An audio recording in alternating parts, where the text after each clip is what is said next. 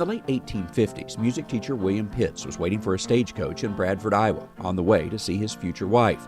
He walked down the road and came across a beautiful area and penned a song. Saw the property, there was nothing on the property, no buildings, just saw a beautiful little valley, and wrote the lyrics to Church in the Wildwood, a little brown church in the Vales. Pitts wrote of a little brown church that did not exist at the time.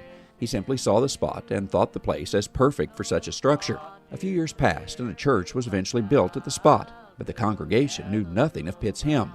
The congregation apparently was so poor that they couldn't afford white paint, which most country churches are painted white. So they either couldn't afford it or couldn't find it, so they eventually went to a company in Ohio and got this brown paint, which was pretty cheap, and plastered it everywhere. Today, Drew McComb pastors that little brown church built in the 1860s. He says Mr. Pitts returned to the area to teach music at a nearby school and was surprised to find a little brown church on the spot he had written a hymn. He shared it with the congregation, and it became a special song for that church.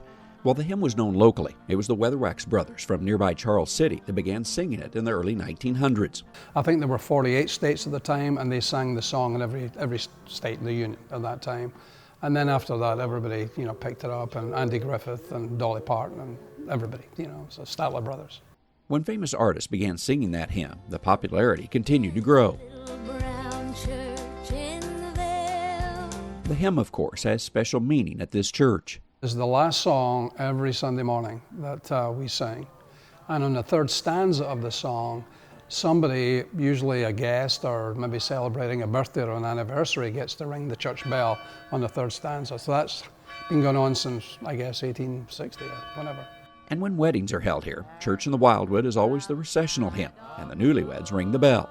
This has been a very popular place to say your vows for well over a century. Over 76,000 couples. My record so far is 7 couples in one day, but the actual record is 27. I think it was during the war, and I don't know how they managed to get 27 weddings in, but that's the record. So.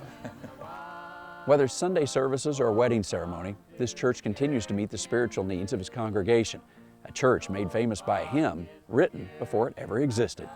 Traveling the countryside in Nashua, Iowa, I'm Andrew McCrae.